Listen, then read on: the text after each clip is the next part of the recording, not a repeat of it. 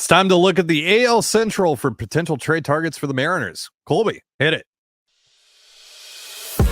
You are Locked On Mariners, your daily Seattle Mariners podcast. Part of the Locked On Podcast Network, your team every day. Ahoy, sailors. It is Friday, November 3rd, 2023. This is Trident Gonzalez and Colby Patnett for the Locked On Mariners podcast, brought to you by FanDuel. Make every moment more. Right now, new customers get $150 in bonus bets with any winning $5 moneyline bet. That's $150 if your team wins. Visit FanDuel.com/LockedOn. That's LOCKDON to get yourself started. Thank you so much for making us your first listen. Subscribe, like, and turn on alerts if you're watching on YouTube, or subscribe and leave a 5-star review on your preferred podcast platform if you like what you hear. And if you're part of the crew and rock with us every single day, let us know in the comments below. We'd love to hear from you. And if you want to hear from us even more, please consider signing up for our Patreon. You can now get a free 7-day trial to check out the show. The link, as well as our social accounts, is in the description of this episode. So real quick, before we get into the meat and potatoes of our show, apologies for no episode yesterday. We were hoping to be joined by former MLB reliever Trevor May, but unfortunately he was experiencing some technical issues and could not make it. We're working on rescheduling that as soon as possible, though. Just going to be real with you, communicating with his camp has been, let's say, difficult. So we'll see. No promises is essentially what I'm saying right now. So anyway, today we're going to continue our division by division trade preview with a look around the AL Central. And we're going to start here with the Cleveland Guardians.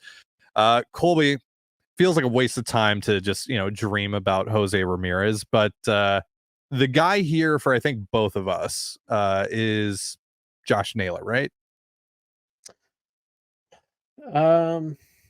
Yes and no. Like, aside from Ramirez, who obviously, would be the prize of pretty much any roster. Right.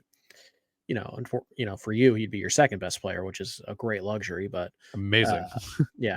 But because Jose Ramirez is arguably like a top 10 player in all of baseball. Yeah. I mean, who could possibly have two top 10 players on their roster at the same time and like not go to the World Series or even make the playoffs? Like, that would be insane. But anyways, he's probably not getting traded. So next up on this list would be Naylor, who's, a really solid fit. First base DH only, so that's not ideal, but whatever. You have the at-bats to give there anyways. Left-handed hitter, really good average guy, as in batting average guy, doesn't strike out, has tremendous raw power that's starting to show up in games. He's a really good player. You get him for 2 years, which is nice. Obviously, we know Jerry likes club control, and he's a pretty good fit for the ballpark. So in general, Naylor is a guy who checks a lot of boxes for Seattle, but doesn't make sense for Cleveland. I don't know, because Cleveland's in this weird spot where the Central's bad.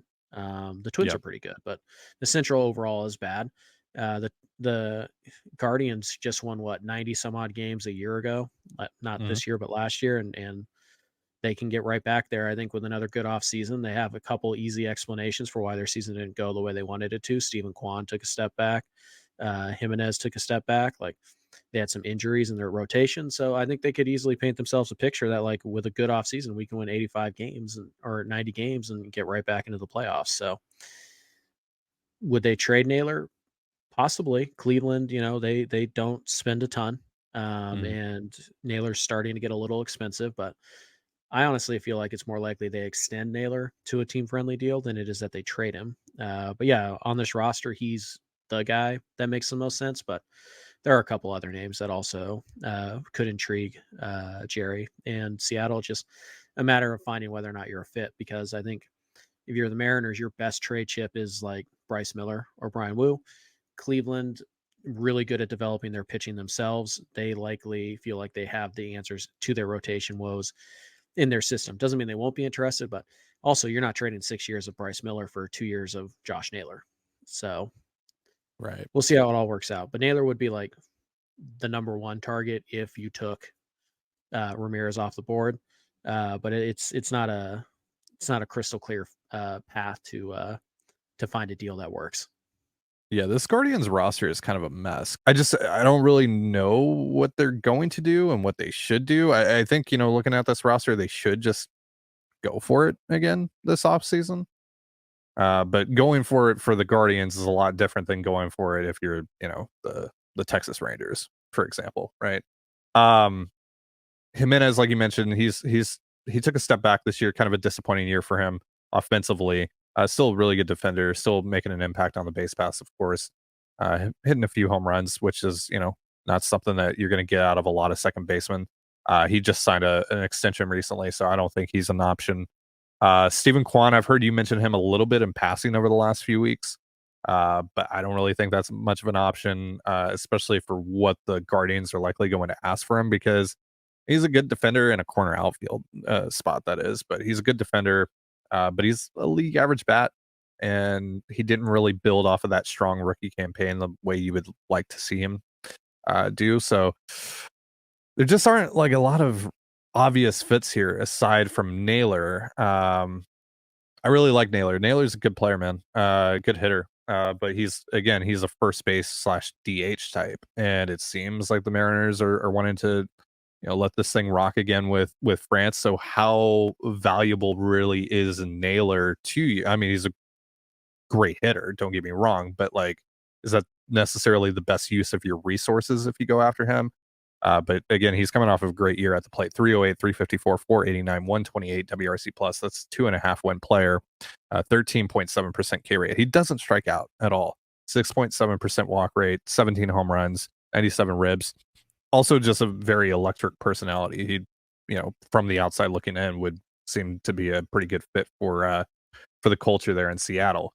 The other guy that I want to ask about, though, is, look, we've talked about, the idea, of course, of trading Miller or Wu, and then, to get the bats that you need, and then going and signing a pitcher like Blake Snell or Sonny Gray or Michael Walker or whoever. What if they traded Miller or Wu for the bat or bats that they need, and then traded for a pitcher like, say, Shane Bieber, who's entering the last year of his club control in Cleveland? And I think the Guardians have missed their opportunity to extract as much value as possible out of Bieber. He's still going to be valuable, but he's coming off of a good, not great year. 3.80 ERA, 3.96 xFIP, 3.87 FIP. He was worth 2.1 FWAR. He hasn't been able to stay healthy over the last few years. Just 21 games started this past year, 128 innings pitched. What do you think about Bieber if the Mariners did trade one of their starters? I mean, as long as you're not paying for what he was, you're paying for what he is. It's fine. Yeah. It's only 1 year of him, but you have to be careful here. Like, Yeah. this is not a 5-win starting pitcher. This isn't a guy who's going to compete for Cy Youngs. This is a guy who hasn't been that durable the last few years. His numbers have steadily declined. I mean, he's still good, but he's much closer to a number 3, number 4 starter than he is the ace that he was for a couple of years. So you have to be careful not to pay ace prices for a number 3. And again, he's only got 1 year. I think he had missed a lot of time this year. I think it was an elbow, so that's a little concerning. I'm interested, but probably not to the extent that somebody else would be. So I just don't see a bidding war ending favorably for Seattle on the Bieber front. The good news is that he doesn't walk a lot of guys. That's something we know the Mariners really like. So, but I don't think that's all that likely. I just think it's going to cost a little too much, and you could just go out and get a mid rotation guy. You could just go sign like Michael Wacha and get roughly the same production, I feel like. Right. Yeah. So I think it's either Naylor or nothing from the Guardians, unless they're actually open to trading Jose Ramirez for something that you can afford. Sure. Is there anyone else you want to talk about? I mean, Eli Morgan is a relief arm that I like quite a bit. Really good change up there. There's some bullpen guys, but nothing really to write home about. I really like Tristan McKenzie, but again, I don't think the Guardians are going to trade him, and also he has his own injury issues. So yeah, not a ton here, not nothing, but there's a few guys, a few role players that could make sense, but Not a ton.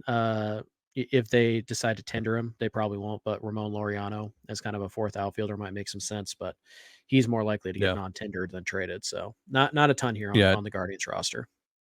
Yeah, Trevor Steffen's another arm out of the Yeah. bullpen that could be interesting for the Mariners, but overall, James there just isn't a Karinchak. lot here. Oh no, thank you. Dude, Nope. he might get non-tendered. not at all. All right, so we're gonna look at the Royals, Tigers, Twins, and White Sox. See what Oh, those my. guys have that the Mariners could be interested in just a moment. But first, a reminder: this episode of the Locked On Mariners podcast is brought to you by FanDuel. Score early this NFL season with FanDuel, America's #1 sportsbook. Right now, new customers get $150 in bonus bets with any winning $5 money line bet. That's $150 if your team wins. If you've been thinking about joining FanDuel, there's no better time to get in on the action. The app is so easy to use, and there's a wide range of betting options, including spreads, player props, over-unders, and a whole lot more. And yeah, the Mariners might not be playing right now, but the Kraken and Seahawks are. So whether the action is on turf or on the ice, you can bet on it all with FanDuel. So visit FanDuel.com/lockedon, that's LOCKEDON, and kick off the NFL season. Again, that's FanDuel.com/lockedon. FanDuel, official partner of the NFL. And you're listening to the Locked On Mariners podcast. Thank you again for making us your first listen as we dive into the AL Central here and look for potential trade targets for the Mariners. We just talked about the Cleveland Guardians.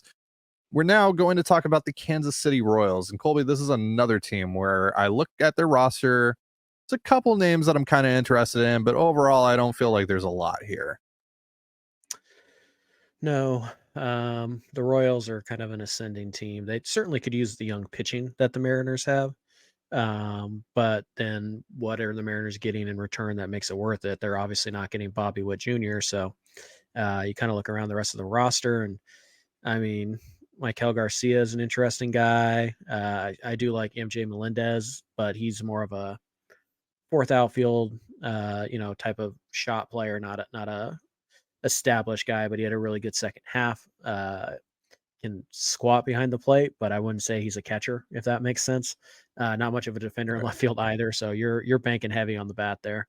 One guy that I think does make some sense for Seattle, who didn't play a lot this year because of an injury, is Vinny Pasquantino.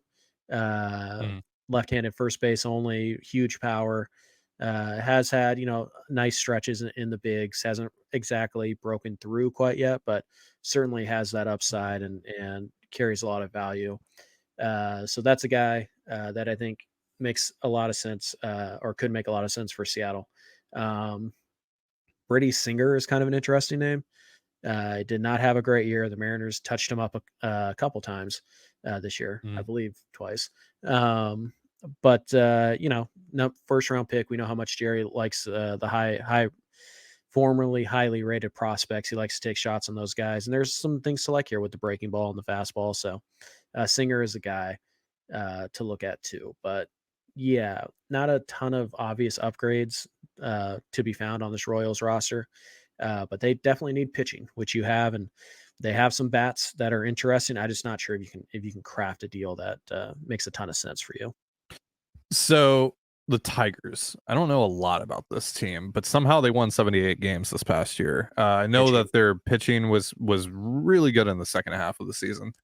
There isn't a lot here that I see that I'm like, yeah, that could work for the Mariners. That the Tigers, who seem to be ascending at least a little bit, would be willing to actually part with. Like, one guy that I could see is Andy Ibanez, someone that can play, third, second, first. He's hit a little bit, put up a 103 WRC plus this past year, 264, 312, 433. It's worth 1.6 F4. He's got club control. He doesn't strike out really that much. A little bit of pop there. But overall, yeah, there aren't a ton of options here. I think, like, if the Mariners were to make a trade with the Tigers, it might be for a bullpen arm. Might be Will Vest, Mariners legend Will Vest, a reunion there. I don't see a lot here that speaks to me on the Mariners front. What about you? No. Jason Foley is kind of an interesting bullpen arm. But yeah, there's just not a ton. They don't line up very well. Um, it just kind of look like I bet the Mariners really like Kerry Carpenter would be my guess, but Yeah, hard to yeah, imagine a team that needs bats as badly as the Tigers do that they would trade yeah, their best one. So Javi Baez, no, get out. Don't even bring that to the yeah. conversation. No, Um, yeah, so I don't see a ton here. I Spencer Turnbull is a guy, but he's dealt with a ton of injuries and he's a lottery ticket type. So yeah, I think Lang, Foley, Vest, pretty much what you're looking at here. If they were open to moving Carpenter, then I would be very interested in that, but I just don't see that as remotely likely. yeah, same. So yeah, and then And they're not gonna and they're not gonna. I mean, they might trade School, but they're not gonna like the Mariners aren't going to trade for School. That's just yeah, no, there it's really it's isn't just any point in getting that aggressive on a pitcher. yeah. Andy Ibanez is a guy that we've talked about in the past, and he's Yep. kind of right-handed Josh Rojas. I think is kind of what you're hoping he would be. So that's kind of interesting. But the Tigers are a team that needs to add more so than sell, and the Yeah. Mariners just really don't have the bats to give. Like they both are looking for kind of the same thing, like proven bats to hit. Right. In the middle-ish back end of their lineup, and they have pitching to give, and they have pretty good Yeah. bullpen, and they have a pretty decent farm system. So the two teams just don't line up that well for a trade. Yeah, I could see the Tigers being one of those teams that's kind of sneakily active, like very active in free Oh, we agency. know they'll spend money. Yeah, yeah, we know. Yeah, we know that they'll spend money sometimes in very, Mhm. very stupid ways, but they'll spend Sure. money. So I I wouldn't be shocked to hear that they put in an aggressive offer on like a Cody Bellinger. yeah, Um, yeah, yeah, they were my dark horse a few years ago to sign Corey Seager. They ended up signing Javi Baez instead, which, right. whoops, Shohei Ohtani to the Tigers. I no, I wouldn't go that far, but yeah, I wouldn't be shocked if one team was going to throw like Lourdes Gurriel 25 million a year, it'd be the Tigers. Yeah, yeah, that actually makes a lot of sense. Yeah, I could legitimately see that happening. All right, so the Minnesota Twins. There is one guy on this roster who you all know we would love for the Mariners to trade for, and that's Max Kepler, of course. Mm-hmm. We have a Aside from Max full Kepler, though. disclosure. No. Mhm. Full disclosure. Max and I have a previous relationship. He Right, threw me a foul ball or right. a warm up ball in June. Mhm. Unfortunately, I had to do the right thing and give it to a kid because I'm an adult. I don't need a baseball. I can go spend nine Right, dollars on a baseball. But right, we connected in that moment, and it was awesome. right. And so Max and Just like I. Julio and I. No, this one was real. Because he threw the ball right to me. Like there was no kids Mm. around me. He threw it right to me. So clearly But there Julio was and some I kind of made eye connection. contact, and he So smiled did at me. we, So obviously. So I didn't even have to fangirl over Kepler to get him to notice me. So just saying. right, right, But right. no, Max. He did pick up. The team did pick up his $10 million option as expected. He had a great year. He's still the Yeah, guy. like that's the guy I want. I just don't know how to get him. So that's the unfortunate part here. But yeah, yeah, Minnesota's got some guys, some interesting pieces.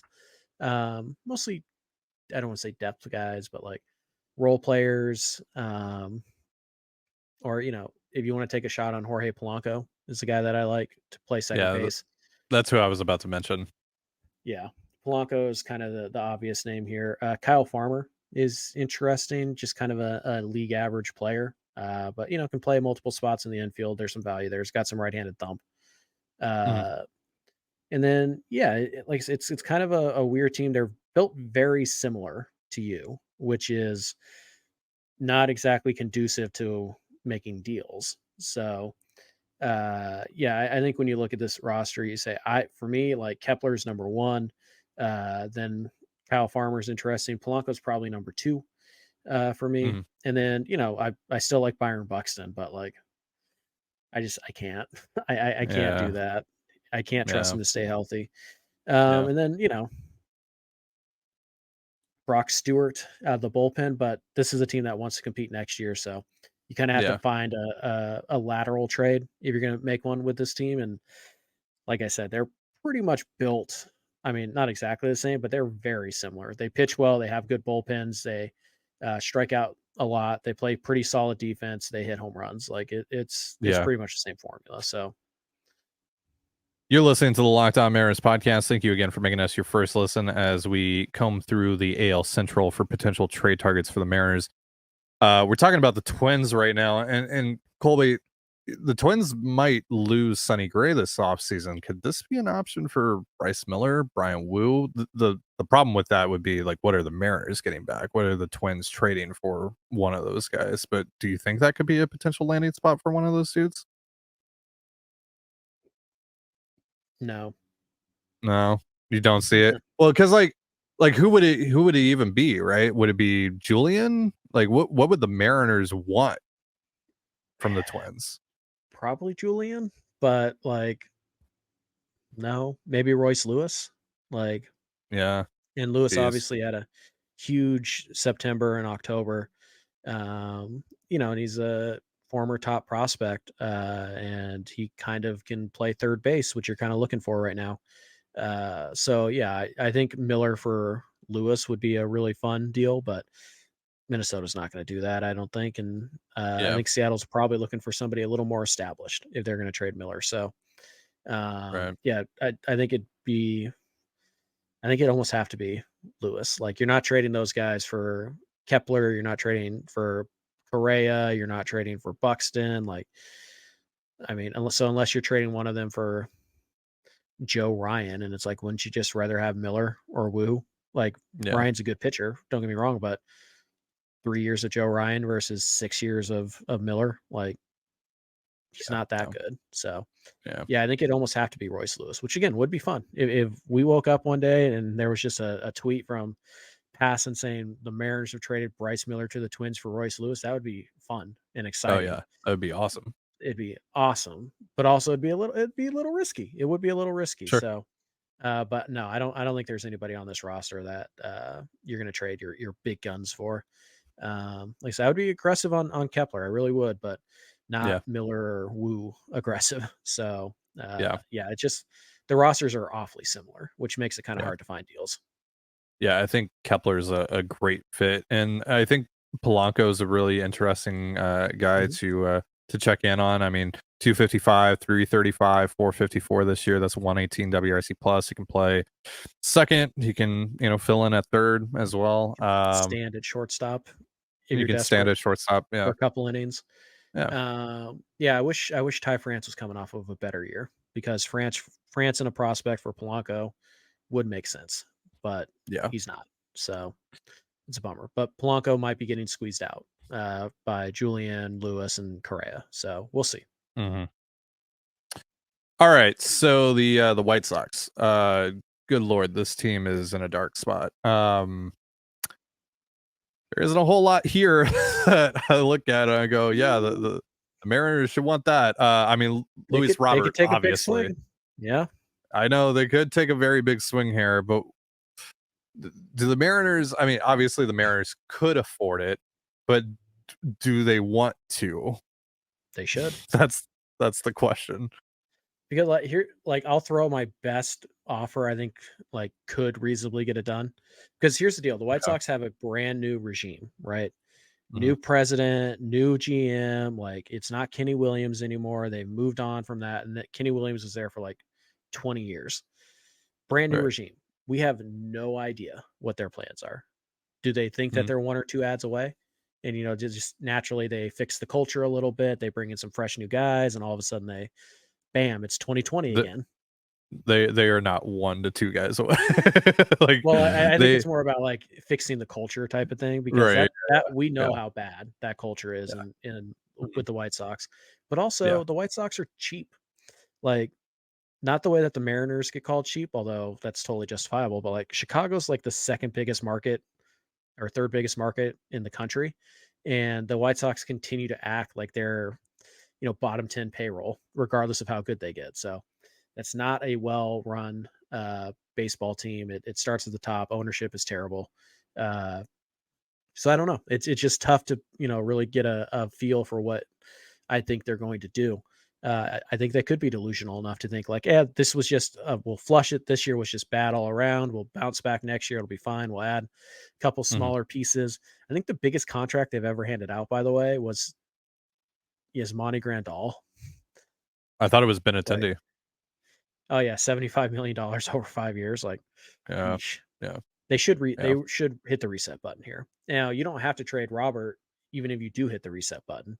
But Yeah, your best no, asset. Robert. Like if you're a new GM though, right? Like that's like, don't do you want be that guy? Well, and also, don't you want a piece like Luis Robert to build around rather than trade? Like, I know you're going to get a haul for him, like an absolute haul for him, but we have to keep in mind Robert's only played 100 games or more once in his entire career. And it was like 125, right? Oh, it was this year. No, it was this year. He played like 140. No. Oh, okay. Yeah. He played 145. I was asking if he had played 125, but yeah. Yeah. So it's just, you have to be careful, if you're going to acquire. Also, Robert isn't as valuable to you as he is other teams, just because you have a center fielder and you're not moving Julio off of center. So other teams are going to treat him like a center fielder and they're going to pay as much, and you'll have to do that too. Like, Chicago's not going to be like, oh, he's a left fielder for you, so we'll take less from you. Like, no, that's not naturally works. Well, and also if you were to acquire him, you are naturally diminishing the value that Robert brings. Obviously, he's going to be, in theory, an elite defensive corner outfielder, but that's not as valuable as being an elite defensive center fielder, which Robert I think is. So an elite defensive corner outfielder isn't as valuable as an average, slightly above average center fielder. So yeah, you're definitely diminishing his value. But I think you have the pieces if you really wanted to try that, and I don't know, maybe you push Julio to right. I doubt it. I think Robert. All right, so you were going to throw out an offer. Sure. Julio Rodriguez, straight up. I was thinking it's something like Miller or Wu. Right. Plus Ford. Okay. Plus Kelnick to kind of get the ball rolling. And I think Kelnick has to be involved, because if I'm the White Sox GM, right, I'm new. Like, the good news is I don't have any baggage, right? Like, everything that the last regime did, that's on them. But do I want to be the guy who trades Luis Robert? I don't know, but it's a much easier sell if I get 6 years of like a mid-rotation starter in Miller, and I get somebody with high upside who produced this year in Kelnick.